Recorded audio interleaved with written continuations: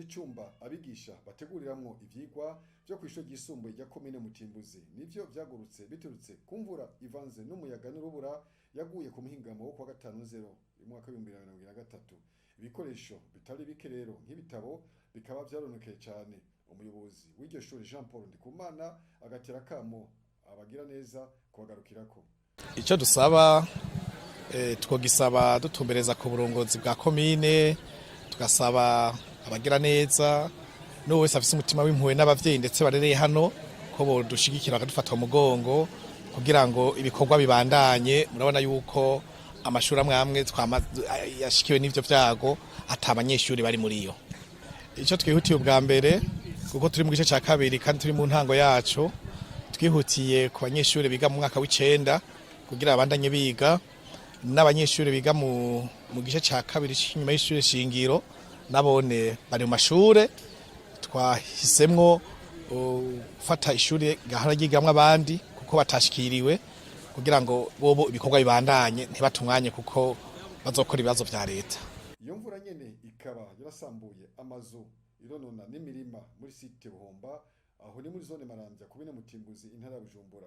Zambimana Fidel Joy umwe mu bene gihugu baba muri iyo site agasaba nawene abene gihugu babishoboye eka n'abagira neza ko bagarukirako. Turasaba ubwa mbere manze mudusanurire mwongere mutwubakire ubuzu bwa sugumwe, cyo ni ca mbere.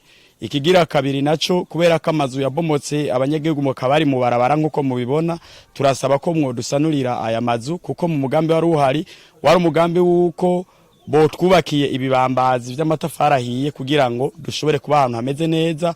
Rero twosaba akakamo ko koshikira ubwa mbere umuvyeyi wacu mukuru w'igihugu eka n'abakozi b'Imana batandukanye bafise umutima wo gufasha nk'abasamariya b'imbabazi. Turasaba amashirahamwe ya OIM nizi ASR eka mbere n'abandi bose bumva bokogwa ko bamaje intwaro cyane mu bikorero twabo nk'abakozi b'Imana bodushikako. Ikindi kandi kubera ko n'ubuzima bwa hano bugoye, uto kwari rufise nk'udufungwa twarashoye kononekara, nkogira udufungwa tuzanira vyiza gusumba, wozana amakaye kuga abanyeshuri kugira ngo ubuzima bw'abanyeshuri biga bwongere bugende neza bwa vyiza gusumba. Kandi n'ikibazo cyo kwivuza hano burya ubundi nikitworoheye kuko nk'ama mituweli yari yatanzwe amakamu yaheze, bisaba ko bo kwaktualiza akaduha izindi kamu kubera ko ubuzima tubayemo hano subuzima bworoshe na gato. Tumenyeshe ko iyo site isanzwe irimo abantu baje bava mu Gatumba bahunze umuzurira w'amazi. Iradiyo televiziyo RTBB ni vyiza by'Uburundi bwiza.